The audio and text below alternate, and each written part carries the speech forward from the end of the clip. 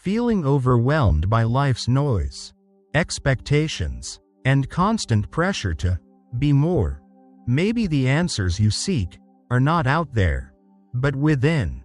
Marcus Aurelius once said, "Look within. Within is the fountain of good, and it will ever bubble up if you will ever dig."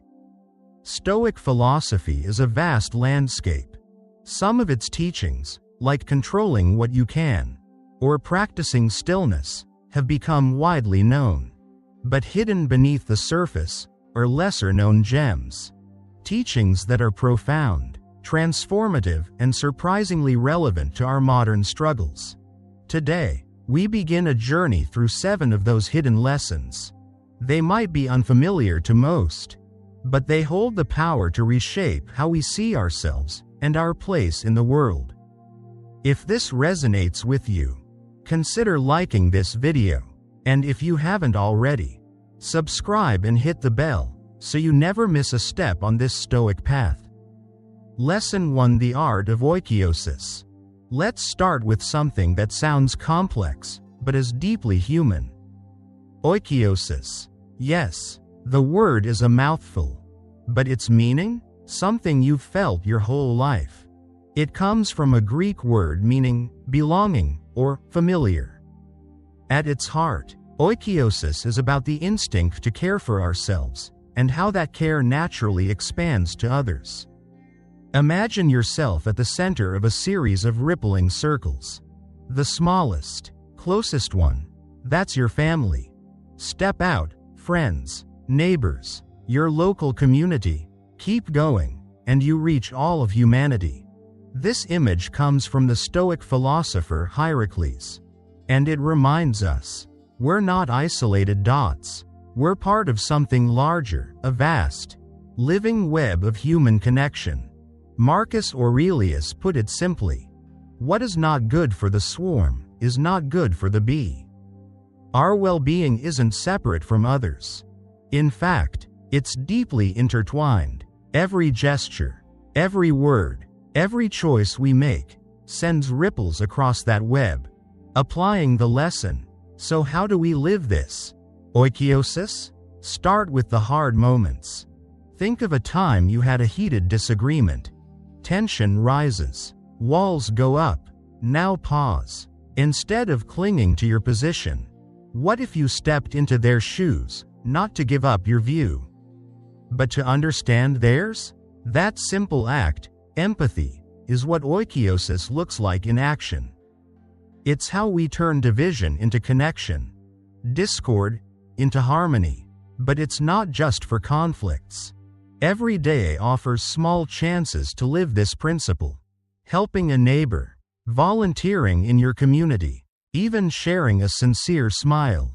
These tiny gestures are like threads, woven together. They strengthen the fabric of our shared human experience. Daily reflection. As the day ends and night sets in, take a moment. Ask yourself, were my actions today in harmony with oikeiosis? Did I strengthen my connection to others, or weaken it? This kind of reflection isn't about guilt, it's about awareness. It helps us walk forward, not just as individuals, but as parts of something bigger. Closing thoughts. In oikeiosis, we find a Stoic truth that shatters the myth of individualism. We are not alone. Our story is one chapter in a grand, unfolding narrative, woven from millions of lives. And by honoring that truth, by living with awareness, care, and connection, we don't just improve our own lives. We help compose a symphony of human flourishing. Bullseye Lesson 2. The value of ascesis. In life, we all face storms, setbacks, stress, emotional lows. But what if you could train for those moments, like an athlete trains for competition? That's the spirit of ascesis. Now, the word may sound distant, but its meaning? Surprisingly close to home. Ascesis isn't about punishment or harsh discipline. It's about rigorous mental training. The way an athlete trains the body, but for the mind and soul. Think of it as inner fitness. a workout for your character. The Stoic philosopher Musonius Rufus believed this was the heart of real philosophy. Not just reading, but doing. Not just knowing the right thing, but living it, even when it's hard. Picture this. You're preparing for a marathon. You can study all the techniques, but until you lace up your shoes, feel the burn in your lungs, fight the urge to stop, you're not really training. In the same way, ascesis pushes us to engage with life's trials, to transform knowledge into wisdom earned through experience. And life, as we know, doesn't come with a predictable rhythm. It's not a graceful dance. It's more like a wrestle with the unexpected, the uncomfortable, the unfair. Marcus Aurelius said it best. The art of life is more like the wrestler's art than the dancer's. So when life hits hard, ascesis becomes your anchor. It doesn't make you immune to pain, but it builds a strength that helps you rise again and again. Compass: how do we practice ascesis in daily life? It starts with a question. What can this moment teach me? Instead of shrinking back, we lean in. Every challenge becomes a lesson. Every mistake, a rep in the gym of the soul. Ascesis isn't passive. It's a call to action. To live intentionally and build resilience from the inside out. When we value this practice, we're not just getting through life.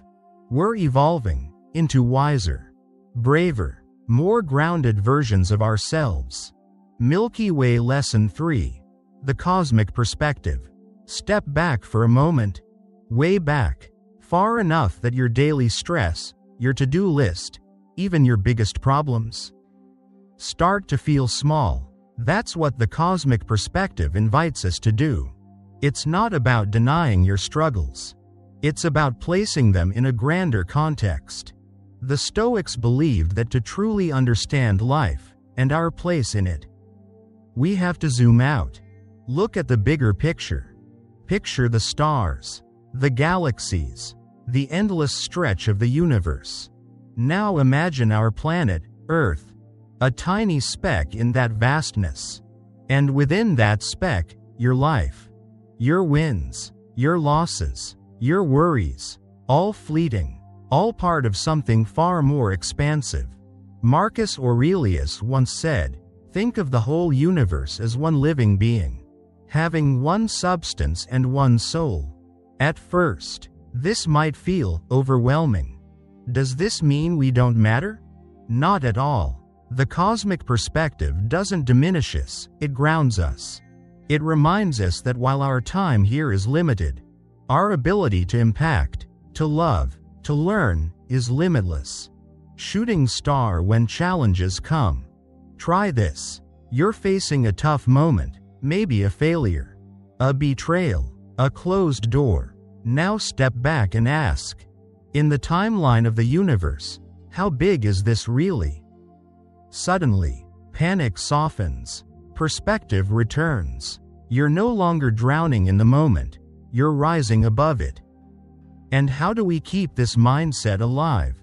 Through practice, meditation, stargazing, silence, moments that reconnect you with the immensity of existence. The cosmic perspective is more than philosophy. It's a daily anchor, a quiet reminder that you're part of something vast, beautiful, and meaningful. And when you embrace that truth, you start living with more peace, more clarity, and a deeper appreciation for every moment you're given. Game Die Lesson 4. The Role of Fate in Personal Growth. Fate. Some fear it, others try to fight it. But the Stoics? They embraced it and turned it into fuel for transformation. Among all the teachings of Stoicism, the view on fate is one of the most liberating. It's not about blind acceptance or sitting still when life gets hard. It's about seeing fate, not as a trap, but as a teacher. You see, the Stoics believed, we don't get to control what happens to us, but we absolutely control how we respond. Fate isn't some cruel, predetermined path. It's a series of events, moments, that offer us something. A lesson, a challenge, an opportunity to grow. The Stoic philosopher Epictetus said it best. Don't demand that things happen as you wish. Wish that they happen as they do, and your life will go smoothly. It's not surrender. It's alignment. It's saying, I may not have chosen this moment, but I can choose what I become because of it. Anti-clockwise arrows when things don't go as planned. Think back to a time when life threw you a curveball. Maybe it was a missed opportunity, a rejection, or a door that closed just when you thought it would open. Your first reaction? Disappointment, frustration, maybe even anger. But what if, in that moment, you paused and asked, what is fate trying to teach me right now? How can I use this pain to grow stronger? Imagine working hard for something, pouring in time, energy, heart, only to be met with a setback. The Stoic response? Not to collapse, but to adapt, to see the obstacle as a seed of strength, waiting to be nurtured, brain practicing it in real life. How do we bring this mindset into our daily lives? By choosing adaptability over resistance. By choosing to learn, even when we didn't ask for the lesson. Fate doesn't always show up with kindness, but it always brings a mirror. And in that mirror, we can see who we really are, or who we could become. When we walk with fate, instead of against it, something changes. We stop fearing life's uncertainty. We start flowing with it. Because growth doesn't happen in comfort. It happens in the chaos, in the curveballs, in the moments we never saw coming. And when we embrace this truth, fate is no longer our enemy. It becomes our companion, guiding us on the path to self-realization. Gem Lesson 5. The dichotomy of value. We live in a world obsessed with status, followers, titles, net worth, applause. But what if everything we chase isn't actually worth chasing? The Stoics offered a powerful idea called the dichotomy of value, and it flips modern thinking upside down. They believed there are two types of value in life. True value, like wisdom, virtue, character, and then assigned value, things we label as important: money, fame, appearance, recognition. The key is learning to tell the difference. Compass, are we chasing what matters? Aristo of Chios, a lesser-known Stoic, went deep into this idea. He pointed out that many of the things we pursue, awards, luxury, approval, are fleeting. They look shiny, but they fade fast. True value, he argued, lies in what cannot be taken away. Your principles, your kindness, your integrity. Think about it. That big achievement you chased, did it bring lasting peace, or just a moment of pride? That new possession you finally got, did it fulfill you, or leave you wanting more? This lesson invites us to pause and ask, am I chasing this because I truly value it, or because the world tells me I should? Brain, what the Stoics would ask. Imagine someone with great wealth, but no compassion. They're applauded in public, but hollow inside. Now imagine someone who lives simply, but walks with integrity, humility, and kindness. Which life would you choose? The Stoics would say, the second is richer, by far. Anti-clockwise arrows applying it to our lives. So how do we live this dichotomy? We reflect regularly. We ask ourselves, are my goals shaped by my soul, or by society? And we recalibrate. We shift our compass toward true north, toward what actually fills us, not just flatters us. In embracing this idea, we don't reject success or achievement. We simply redefine what success really means. It's not about how many things you own, but about who you become. It's not about applause, but about alignment. And when our pursuits match our values, that's when we find lasting contentment. That's when our life starts to matter deeply, not just look good on the outside. Man in Lotus Position Lesson 6. The Practice of Prosage. In a world that moves faster than our thoughts, where attention is fragmented and presence is rare, there's a powerful Stoic practice that can bring us back to center. It's called prosage. At first glance, it might sound like just another word for mindfulness. But it's much more than that. Prosage, often translated as attention, is not just about being present in the moment. It's about being morally awake, ethically vigilant, and deeply aware of the ripple effects our thoughts and actions create. Bullseye. Every thought has power. The Stoics believed that life isn't shaped by what happens, but by how we respond to what happens. Every decision, every reaction, every internal judgment leaves a mark on who we're becoming. Prosage is the practice of noticing those moments and choosing not just to react, but to respond with virtue. As Epictetus famously said, men are disturbed not by things, but by the views which they take of them. In other words, the event itself doesn't define you. Your interpretation does. Compass prosage in real life. Picture this. You're in a heated situation. Someone says something that stings. You feel the rush, anger, defensiveness, the urge to snap, but instead of reacting, you pause, you breathe, you observe the story your mind is starting to tell. Then you ask, is this thought guiding me toward virtue, or pulling me away from it? That pause, that inner checkpoint, that's prosage in action. It's like having a moral compass always with you, quietly pointing you back to what matters most. Integrity, compassion, wisdom, tornado in the chaos of modern life. Let's be honest, we're pulled in every direction. Notifications, expectations, noise.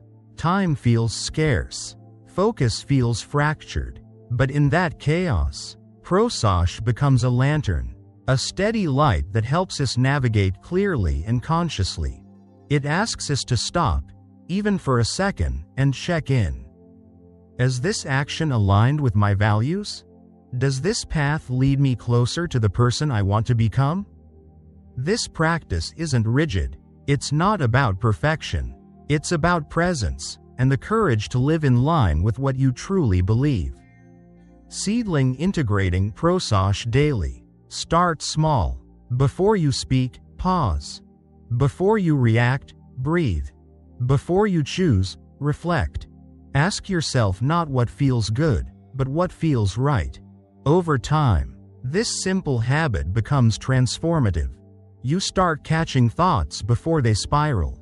You start responding to life, rather than being thrown by it. You begin to live on purpose, not on autopilot. Brain. Final thought. Prosage may be an ancient Stoic practice, but it couldn't be more relevant today. It reminds us that true presence isn't just about being here. It's about being awake to what we're doing, why we're doing it, and who we're becoming because of it. By embracing prosage, we walk through life with greater wisdom. We align each step with who we truly are and who we're striving to become. A life of clarity, a life of virtue, a life of purpose. Milky Way. Lesson 7. The concept of sympathia. What if every choice you made, every word, every thought, was connected to something far greater than yourself? That's the essence of sympathia. A powerful Stoic idea that reminds us we are all part of the same cosmic fabric. At its core, sympathia means recognizing the deep interconnectedness of all things. Nothing, and no one, stands alone. Every action you take, no matter how small, sends ripples through a vast web that stretches across people, communities, and the universe itself. The Stoics believed the cosmos operates in harmony. Each part, every person, every moment, plays a role in the grand, unfolding dance of existence. As Marcus Aurelius put it, all things are woven together, and the common bond is sacred. Look around you. Think of nature, a forest, an ocean, a delicate ecosystem. If you remove just one species, one tree, even one drop, the entire system feels it. Human life is no different. Your kindness, a helping hand, a gentle word, a moment of patience, can lift someone's spirit, and that spark might inspire them to pass it on. One small gesture, one act of goodness, can create a chain reaction of connection, of healing, of hope. On the flip side, a harsh word, a careless action, a selfish choice, can do the opposite. Sympathia reminds us, every choice carries weight. Compass, how do we live this truth? By practicing mindfulness in motion. Before you speak, pause. Before you act, reflect. Ask yourself, will this action build harmony, or break it? Am I adding to the whole, or pulling away from it? This isn't about perfection. It's about living with intention, with awareness, and with the quiet understanding that your life is a thread, woven into a tapestry far larger than yourself. Every decision you make, every interaction you have, is a chance to strengthen the collective, to add beauty, depth, and meaning to the world around you. Shooting star, a final reflection. As we close this journey through 7 powerful Stoic teachings, take a moment to reflect. Which lesson spoke to your heart? Which one surprised you? Which one felt like a truth you've always known, but never had words for? Marcus Aurelius once said, "The soul becomes dyed with the color of its thoughts." So, what color are you choosing today? Are you painting your soul with courage? With compassion? With calm in the face of chaos? We'd love to hear your reflections. Drop a comment below and share what resonated with you most. Which lesson will you carry into tomorrow? Sparkles, let's keep walking this path together. This isn't the end. It's just the beginning. There's so much more Stoic wisdom to explore, and so many ways to apply it to real, modern life. So if this journey spoke to you, make sure to like this video, subscribe to the Stoic Journey, and hit the bell so you never miss a step. And remember, every choice you make matters. You are not alone, and within you lies the power to live wisely, deeply, and well. See you in the next episode.